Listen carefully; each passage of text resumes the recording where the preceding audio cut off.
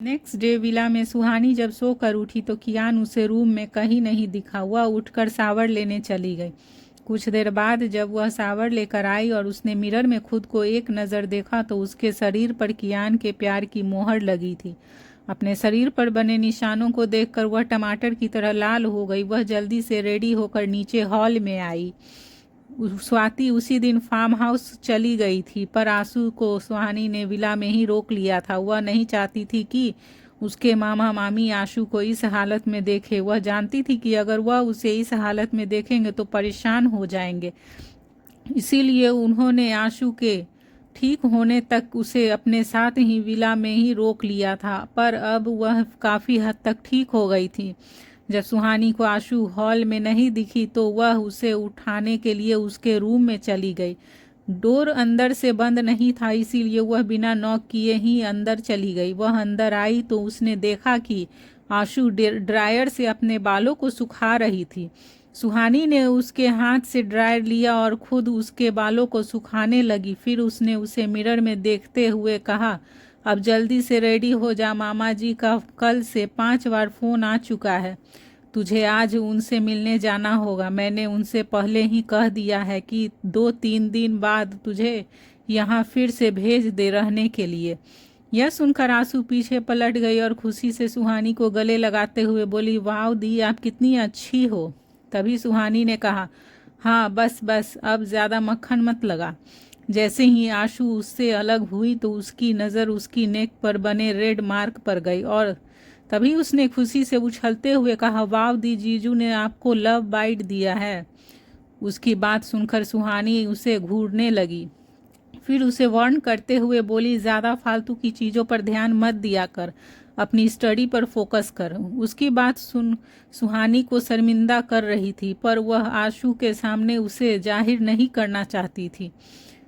आशु ने जब उसे स्ट्रिक्ट टोन में बात करते हुए देखा तो उसने भी उसी टोन में उससे जवाब देते हुए कहा, तो दी, आप भी जीजू से कह दो ऐसे फालतू काम ना किया करे जिन पर हम जैसे लोगों का ध्यान जाए। इस बार सुहानी उसे आंखें बड़ी करके घूरने लगी और उसके कान को खींचते हुए उसने कहा, बहुत बातें बनाने लगी है। तभी आशु ने जल्दी से कहा, दी, अब नहीं बोलूँगी कुछ भी, प्रॉमिस। नेक्स्ट टाइम से अपनी आंखें बंद कर लूँगी, पर आपको कुछ नहीं कहूँगी। आह दी, दर्द हो रहा है, अब छोड़ भी दो ना प्लीज़। उसे गिड़गिड़ाते देखकर सुहानी ने उसका कान छोड़ दिया। फिर उसे समझाते हुए कहा, मामा जी को कुछ पता नहीं चलना चाहिए। तू जानती है ना वह कितने ज़्यादा परेशान रहते हैं हमें लेकर। आंसू ने सुहानी की बात पर हामी भरते हुए कहा, आई नो दी, जैसे लास्ट टाइम उन्हें कुछ पता नहीं चला था, इस बार भी नहीं चलेगा। बस स्वाति दी ने घर पर किसी को कुछ ना बताया हो। तभी सुहानी ने उसके बिखरे बाल समेटते हुए कहा, वह किसी को कुछ नहीं बताएगी, मैंने उसे किसी को भी बताने से मना कर दिया था। चल अब जल्दी से ब्रेकफास्ट कर ले, उसके बाद तुझे निकलना है। फिर आंसू की तरफ देखते हुए उसने आगे कहा, अच्छा यह बता, पहले कॉलेज जाएगी या घर। आंसू ने तपाक से कहा, पहले कॉलेज जाऊंगी दी, फिर पिछले 3 दिन से मैं छुट्टी पर हूँ। यह कहते हुए उसने मुंह बना लिया। सुहानी ने उसकी बात पर ओके कहा और दोनों ब्रेकफास्ट के लिए नीचे हॉल में आए। सभी ब्रेकफास्ट कर रहे थे कि तभी आंसू ने कहा, मैं अपनी कुछ चीज़ें ऊपर रूम में ही भूल गई हूँ, मैं अभी लेकर आती हूँ। यह कहते हुए वह उठने लगी। तभी सुहानी ने उसे रोकते हुए कहा, पहले ब्रेकफास्ट तो कर ले। जिस पर आंसू ने जाते हुए कहा, मेरा हो गया दी। यह कहकर वह ऊपर चली गई। शिव्यान की नज़रें आंसू पर ही टिकी थी। वह उसकी सारी हरकतों को नोटिस कर रहा था। फिर उसने आंसू को जाते हुए देखकर खुद से कहा, खाना चूहे जितना खाती है और लड़ती बिल्ली जितना है। पागल लड़की, इसे तो मैं दूर ही रहूँगा। इस पागल का कुछ पता नहीं कब यहाँ मुझ पर हमला कर दे। यहाँ शिव्यान आंसू से दूर रहने की सोच रहा था तो वहीं सुहानी ने कियान से कहा, आंसू को कॉलेज जाना है, आप किसी से कहकर उसे कॉलेज ड्रॉप करवा दे। कियान ने बिना किसी के एक्सप्रेशंस के अपना ब्रेकफास्ट करते हुए कहा, शिव्यान चला जाएगा उसे ड्रॉप करने के लिए। उसने इतना कहा ही था कि यह सुनते ही शिव्यान के गले में खाना अटक गया और वह खांसने लगा। सुहानी ने जल्दी से पानी का गिलास उसकी तरफ बढ़ाया तो उसने गिलास लिया और पानी पीने लगा। फिर जब वह कुछ नॉर्मल हुआ तो कियान ने उसे पूछा, तू ठीक है? जिस पर उसने खांसते हुए कहा, आई एम ओके भाई। यह कहते हुए उसने थम्स अप दिखाया और फिर उसने मन में ही खुद से कहा, लो अभी मैं इस लड़की से दूर रहने की सोच रहा था और भाई ने मुझे उसका ड्राइवर बना रहे हैं। वह सोचते हुए उठा और फिर जाते हुए बोला, भाभी मैं बाहर वेट कर रहा हूँ, आप उसे जल्दी भेज देना। सुहानी ने ओके कहा और स्माइल करने लगी। दूसरी तरफ सीवी कल से ही अपने रूम में बंद थी। वह रात से अभी तक बाहर नहीं निकली थी। रिहान ने भी कई बार उसके डोर पर नॉक किया पर उसने फिर भी डोर नहीं खोला। वह रिहान के कॉल और मैसेजेस का भी रिप्लाई नहीं कर रही थी। अभी भी उसके रूम के बाहर शिवन्या, कायरब और रिहान तीनों ही खड़े थे। वह तीनों रूम के डोर पर नॉक करते हुए उसे आवाज़ दे रहे थे पर अंदर से उसका कोई रिप्लाई नहीं आ रहा था। कायरब को अब सीवी के लिए डर लग रहा था। तभी उन्होंने कुछ सोचा और रिहान से कहा, डोर तोड़ दो रिहान। वह तो कब से इसी पल का वेट कर रहा था। सीवी को रिस्पॉन्स न करते देखकर वह उसके लिए डरने लगा था। उसे लग रहा था कि कहीं सीवी कुछ ऐसा वैसा न कर ले। कायरब के कहने के बाद वह बिना एक पल की देरी किए डोर तोड़ने के लिए आगे बढ़ा। शिवन्या भी अपनी बेटी के लिए परेशान होते हुए बोली, हे भगवान बस मेरी सीवी ठीक हो। उसकी बात पर कायरब ने उसे ऐसा देखा जैसे वो कह रहा हो, यह सब तुम्हारी वजह से हुआ है। अगर मेरी बेटी को कुछ भी हुआ तो मैं तुम्हें छोड़ूंगा नहीं शिवन्या। रिहान जैसे ही डोर तोड़ने को हुआ कि तभी सीवी ने डोर ओपन कर दिया।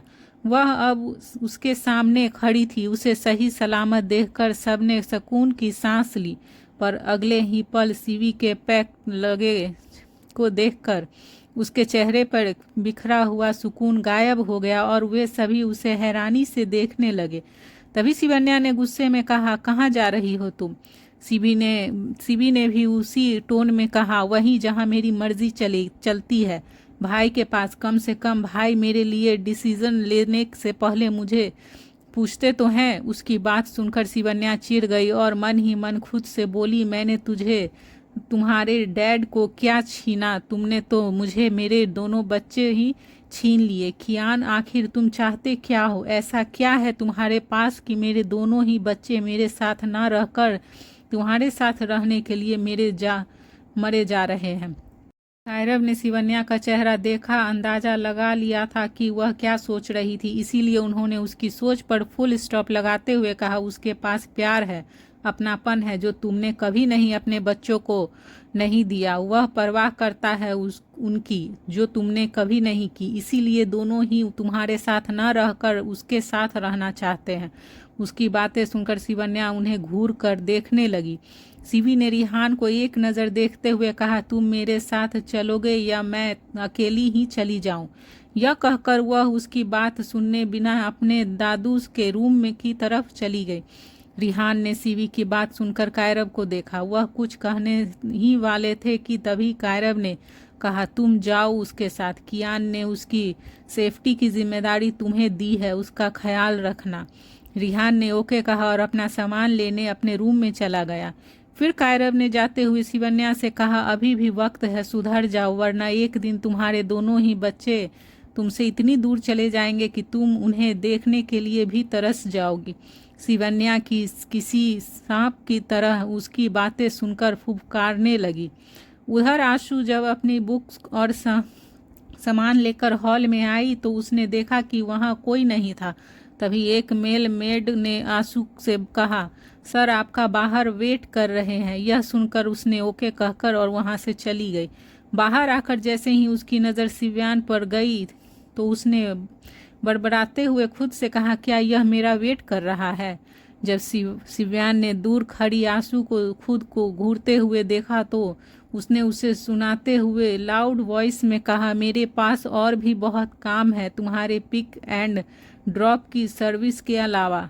उसकी बात सुनकर आशु चिढ़ गई। वह उसके पास गई और उसे ताना देकर बोली, तो किसने कहा यह सर्विस करो? मना कर देना था।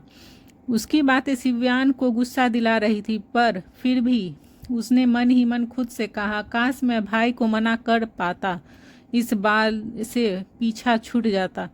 वह उसे घूरते हुए कार में बैठ गई। उसके बैठते ही वह भी दूसरी तरफ से जाकर ड्राइविंग सीट पर बैठ गया। दूसरी तरफ मेंशन से रिहान और सीवी भी मुंबई के लिए निकल गए थे। सीवी ने कार की विंडो से बाहर देखते हुए कहा, तुम भाई से कब बात करोगे?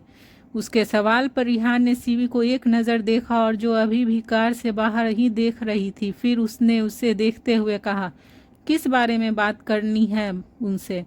यह सुन सीवी उससे घूर कर देखने लगी और गुस्से में बोली, अब तुम अब भी यह पूछ रहे हो क्या मेंशन में जो हुआ वह तुमने देखा नहीं? मॉम को मेरी शादी उसी एलियन से करवाने की कितनी जल्दी थी। रिहान को उसकी बात पर हंसी आ रही थी, पर वह हंस कर उसे और नाराज नहीं करना चाहता था, इसीलिए उसने उसे समझाते हुए कहा, उस एलियन से तुम्हारी शादी हुई तो नहीं?